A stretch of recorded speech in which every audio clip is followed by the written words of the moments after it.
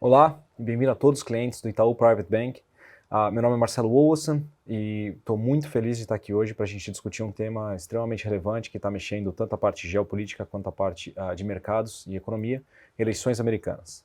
A gente sabe que o Trump já venceu as eleições, existe uma discussão ainda para o resto do Congresso, então o Senado já foi definido, estamos esperando a Câmara, mas é muito importante, a gente já tem nossas previsões e vamos ver o que vai acontecer a seguida. Estou aqui com a Gina, Rodrigo Lopes e o Niraj Patel, e a gente pode começar. Então eu quero falar um pouquinho sobre o que aconteceu até agora e a partir daí quais são os impactos futuros do ponto de vista de economia e do ponto de vista de mercado. O presidente Trump foi reeleito para o próximo mandato de 4 anos, mas não só isso, a gente tem a expectativa do que vai acontecer com o resto do Congresso. O Senado já foi definido também com uma maioria republicana. Vamos ver o que vai acontecer com a Câmara e o que está indicando e quais são os possíveis impactos, tanto do ponto de vista regulatório quanto do ponto de vista de impactos econômicos. Gina, queria talvez começar com você. Então, primeiro, obrigado por se juntar a nós aqui. É um prazer estar aqui com você, mas se puder trazer um pouquinho do que é o que está acontecendo do ponto de vista de mercados, de economia, e quais são os impactos para Estados Unidos e até o resto do mundo. Obrigada, Marcelo. Oi, Rádio. Oi, Rodrigo. Bom, a gente vem discutindo muito, né, esses impactos da eleição americana. E durante a campanha, o presidente Trump, agora presidente de novo, né, ele alinhavou 4 ou 5 pontos principais sobre o que ele gostaria de fazer no novo governo. Alguns desses pontos ele vai precisar ter o controle do Congresso para poder implementar, outros não. Então, a primeira coisa importante para ver em termos de impacto é se ele vai ter ou não o controle do Congresso, se ele vai conseguir ter maioria na Câmara. Olhando os dados hoje, tudo indica que ele vai. Ele precisa conseguir poucas cadeiras de muitas cadeiras que ainda estão sendo decididas. Então, acho que é a grande probabilidade que ele consiga. Então, vamos falar de um governo que vai ter maioria no Congresso, né? Então, ele falou basicamente ao redor de 5 medidas que ele queria fazer, 5 mudanças, né? Então, a primeira mudança é a mudança fiscal, que aí ele vai precisar mesmo do controle do Congresso, porque ele quer reduzir mais os impostos, ainda mais do que ele reduziu no primeiro mandato, e ele também tem que estender os cortes de impostos que ele fez no primeiro mandato, que vão vencer o ano que vem. Então, ele precisa do Congresso para isso.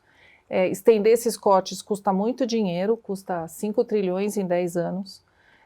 Então ele precisa de bastante apoio para aprovar um aumento de gasto como esse num cenário em que a situação fiscal americana não é boa.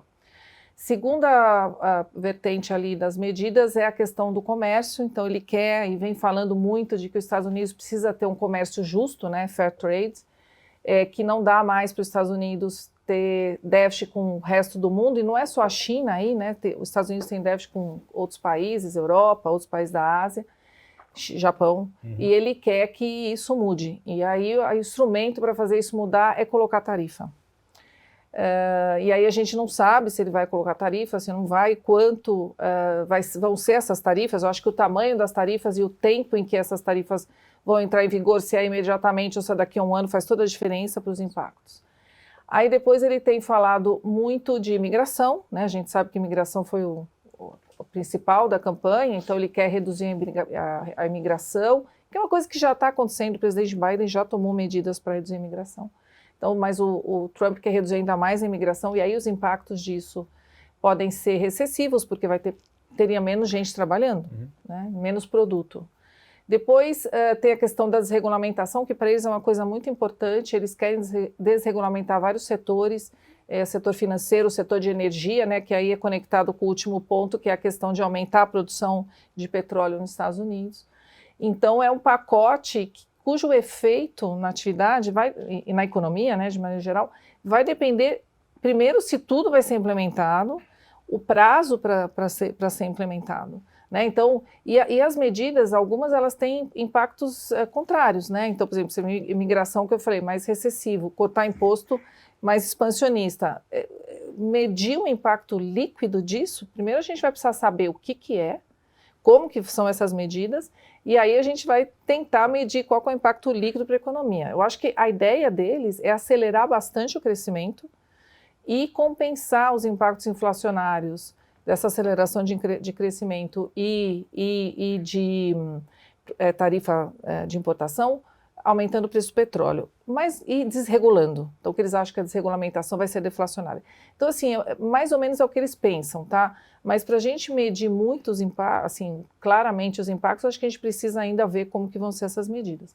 O mercado, e eu acho que o Raj vai falar sobre isso, assim, vem colocando, né, quando a gente fala do Trump Trade, vem considerando essas medidas ruins para a renda fixa, portanto, potencialmente mais inflacionárias, então fazendo com, né, imaginando que os juros vão subir, mas também de acelerar a atividade, porque a Bolsa tem performado bem em cima do corte de imposto e de uma economia mais forte. Tá? Exatamente. Apesar de bastante complexo, o mercado já vem tentando precificar alguns desses impactos no Trump Trade. And that's a very good segue for me to move maybe to you, Raj. Again, maybe some of the impacts in terms of the international markets, mostly US, and how the Trump trade has been performing so far, what the Gina just referred to, but also what is the timeline next? What can we expect in the coming weeks or months in terms of government and even economic impacts? Yeah, great. Thanks for that question. It's great to be here in Brazil in person, to be with the strategy team, to discuss the implications of the election, to talk to clients. So I think it's been great to be here. In terms of the timeline, we still don't know the winner of the House. Yeah. Right? There's still some races, so most likely it's going to go Republican, but there's always a small chance. So we're going to wait to see what happens, but I think the highest probability is still that it's going to be a Republican House. Next, there is a transition, right? So Trump will be inaugurated in a few months. So there is a transition. They call it a lame duck session because not a lot gets done. There's going to be Trump's transition team. There's going to be his cabinet appointments. So people are going to see, okay, what are the priorities based on these appointments? Then who's the Speaker of the House? Who's the Senate Majority Leader? And that will drive policy as well. So these are kind of the timelines over the next few months. So we'll get some more information. You referenced the Trump trade, right? I mean, certain assets and markets performed well after the election. I think part of it was that equities did well, just that we got a resolution, right? Having the uncertainty out of the way, we can, there's no disruptions. And so those things helped to get the markets to rally, especially equities. I think Gina mentioned some of the economic impacts. It impacted interest rates. We saw an increase in interest rates, but some of that has already transpired. It already happened because the market was anticipating that Trump would win. And we saw the dollar strengthen slightly. So these are kind of the things that have happened. And lastly, if you look outside of the US, I do follow European equities. Europe is in a tough position, right? It's unclear what happens because Trump has talked about tariffs. We still have to see what is implemented. And there's also the conflict in Ukraine and Russia, and how does that get resolved? But I think generally we think it's tough for Europe, the outcome. Yeah. Eu acho que, falando dos efeitos, só para complementar uma coisa que eu não falei, eu acho que tem muita comparação com o que aconteceu no primeiro mandato, né? Que, por exemplo, em relação às tarifas foram impostas no primeiro mandato ali sobre a China, a gente não teve impacto inflacionário nenhum. Uhum. Então, eu acho que o próprio time do Trump está trabalhando com essa ideia, ó, nós fizemos lá e agora vai ser a mesma coisa. E eu acho que o impacto econômico também depende do como está a economia hoje. A economia hoje está muito diferente do que ela estava em 2017 e 2018. Né? Uma economia que está crescendo muito mais rápido há mais tempo, uma economia que já tem uma inflação mais alta, é uma economia que já tem uma taxa de juros bem mais alta do que ela tinha naquela época. Então, eu acho que os impactos podem ser completamente diferentes do que a gente viu em 2017 e 2018. Perfeito. Mesmo do ponto de vista fiscal. Mesmo do ponto de vista fiscal, o fiscal não era um issue em 2017. Então, o Trump pôde cortar imposto porque não era um problema. Né? Aliás, os cortes de impostos que ele fez contribuíram para a gente ter essa situação fiscal mais complicada que a gente tem hoje. Perfeito. Mas naquela época não era um problema. Né? Então ele tinha mais espaço e o mundo, eu acho que já era mais globalizado, então tinha mais espaço para fazer o que ele queria fazer e os impactos que a gente viu do que existe hoje. Né? Eu acho que hoje a gente pode ter impactos um pouco diferentes do que a gente teve lá em 2018, por exemplo, no caso de tarifas. Perfeito, perfeito. E antes talvez de tocar no seu mundo, olhando para emerging markets, olhando para o resto do mundo, Rodrigo, talvez a gente discutiu o quão complexo é e até tentar fazer esse balanço e entender o tamanho da complexidade de vários efeitos possíveis e do que foi falado, do que vai conseguir ser implementado, ainda com uma indefinição da casa, da Câmara. O que, do ponto de vista do resto do planeta, esquece um pouquinho de países desenvolvidos, como é que você vê esses impactos em dólar, inflação, crescimento, para a gente poder entrar um pouquinho de mundos emergentes? Eu acho que isso é uma coisa importante que você falou, né? E o Raj mencionou, que é a questão de não ter ou não controle da Câmara. Para fazer política de tarifas e de imigração e desregulamentação, o Trump não precisa de ter controle do Congresso. Ele pode fazer por ordem executiva, ele pode fazer diretamente, como ele fez em 2018. Então, essas medidas, elas vão acontecer em de algum tamanho, e aí fica pendente só a questão fiscal por causa de apoio ou não da Câmara, controle ou não da Câmara. Aí, olhando o resto do mundo, eu acho que o Raj já tocou, acho que a Europa é um dos grandes perdedores, não só porque recebeu ameaça de tarifa, mas por causa da questão geopolítica, né, da questão da participação dos Estados Unidos na OTAN, da questão da guerra da Ucrânia. Eu estive na Europa agora em setembro e eles têm muita preocupação e que seja feito um acordo em que o Putin ganhe no papel o que ele não ganhou no campo de batalha. Então eles têm muita preocupação com isso e é uma coisa que pode acontecer, né, se eles fizerem um acordo e desenharem as fronteiras do jeito que elas são hoje. Então eu acho que a Europa vamos dizer assim, um grande potencial perdedor dessa situação. Na parte de mercados emergentes, obviamente tem a China, né, que vai ser muito afetada pelo tamanho das tarifas, quanto a tarifa vai pôr. E assim, a China tem pouca chance de retaliar, né, os Estados Unidos. Eu acho que no limite eles podem até fazer controle de exportação, porque eles produzem muita coisa. Vamos lembrar, né, 80% da produção do iPhone é na China ainda. Então isso pode acontecer, mas eu acho que seria um grau de animosidade que acho que a gente não vai ver. Então acho que a China é uma grande afetada. Eu acho que eles, assim, as respostas que a gente vê que eles podem dar é uma desvalorização cambial, e ontem a gente já viu, né, uma desvalorização diária grande da moeda chinesa. Depois, no resto dos emergentes, eu acho que o impacto vai depender do quanto os países são dependentes de exportação ou não, e quanto são dependentes da China, né? Então, dá para ver países assim mais afetados na Ásia ali. E aí, na América Latina, o problema da América Latina é que é toda dependente de commodity. Então, se essa guerra comercial afetar o preço de commodity, porque causar uma desaceleração, alguma coisa assim, eu acho que aí a América Latina acaba sendo afetada. E aí, por fim, tem o dólar, né? Essas medidas todas que a gente está vendo estão levando o mercado a acreditar que o dólar vai ficar muito forte. E aí o dólar pode ter impacto nas taxas de câmbio de todos os países. E aí é um potencial efeito inflacionário, e aí do efeito inflacionário passa para os juros. Então, é uma força, vamos dizer assim, recessiva, né? Porque aí todo mundo vai ter que ouvir o juro, desacelerar a atividade. Então, assim, 2017, 2018, o Trump pôs as tarifas, a guerra comercial foi entre 18 e 19, o grosso. Depois eles fizeram um acordo, aquele acordo da China, que a China nunca cumpriu, aliás. Os emergentes sofreram bem nesse período. Sim. Sofreram bem. As moedas desvalorizaram, tiveram que subir juro. Então, se a gente olhar ali como um exemplo, né, não é uma situação boa para país emergente. Bom, com esse view da Gina super construtivo e positivo, Rodrigo, eu sei que você olha bastante, olha Brasil também, se quiser tocar um pouco em Brasil, mas como você vê isso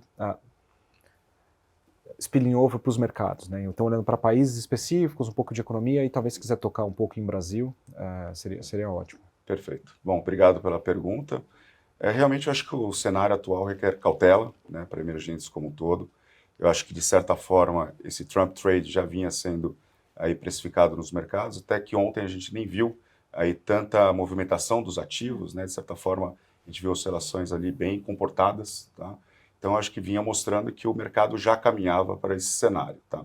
Olhando daqui para frente, acho que tem ainda muita incerteza do que realmente vai ser implementado pela essa nova administração, quanto às tarifas de importação na China, obviamente seria um impacto muito grande ali. China é 25% do índice de ações emergentes, né? Então você tem um impacto direto ali na performance.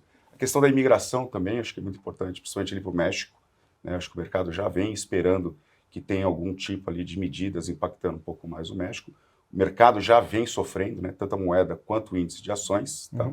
Então acho que assim, hoje o momento é de cautela, a gente realmente tem uma posição um pouco mais neutra em emergentes e, inclusive, recentemente, a gente diminuiu a nossa posição em ações chinesas, né? Então, na frente das eleições, a gente resolveu ficar com uma posição um pouco mais cautelosa. Perfeito. Olhando para o Brasil, obviamente, acho que você tem impactos macro, né? Você tem potencialmente um ambiente mais inflacionário, globalmente, um dólar mais forte, então acho que você tem esse canal de transmissão aqui para o Brasil, pode impactar também ainda mais os preços dos ativos, né? Embora eu acho que assim, os ativos brasileiros já estejam bastante pressionados, né? A gente tem visto, né, nos últimos meses aqui os ativos brasileiros sofrendo um pouco, talvez um pouco mais até pela questão fiscal local, tá? Então acho que daqui para frente a narrativa, de certa forma, global, ainda tende a ficar com as eleições dos Estados Unidos, o desdobramento, o que será a partir do ano que vem, mas falando um pouco mais de Brasil, acho que a questão fiscal ela deve predominar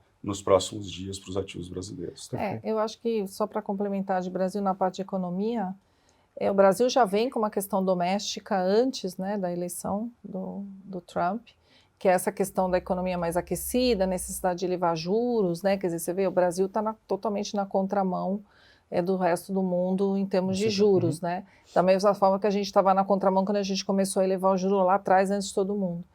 Então, a gente já tem essa situação que é anterior, né, à eleição, e é uma situação que ela piora com pressão cambial, né? Se você tem pressão sobre o câmbio sobe, isso aumenta ainda mais a pressão inflacionária, a pressão em cima do Banco Central para subir juros. Então, já tem essa questão doméstica que era anterior, que fica um pouco mais complicada nesse cenário.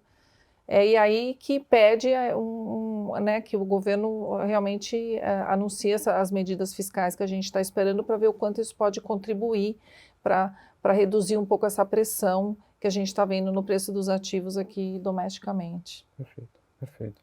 Uma coisa que a gente sempre tenta evitar é incluir ruído político quando a gente discute alocações de portfólio no nosso comitê de investimento, mas quando isso tem impactos claros futuros na economia, na parte fiscal, na parte de mercados, é claro que a gente tem que tanto se preparar quanto reagir. So, thinking about that, Raj, we've been doing some changes in the portfolio within the asset classes that we cover from the investment committee standpoint. Do you mind going briefly over what we've done in the past few months and how we're positioned right now?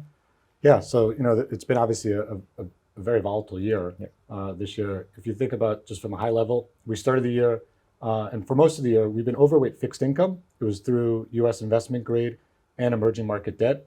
And there's more of a view on inflation, right? We thought inflation was coming down, but as we got closer to the election, yields got to a level that we thought were too low. So we actually reduced our overweight position in U.S. investment grade and U.S. emerging market debt, which actually was very timely because we saw the increase in yields as the probability of Trump's chances of winning increased and what we saw after the election.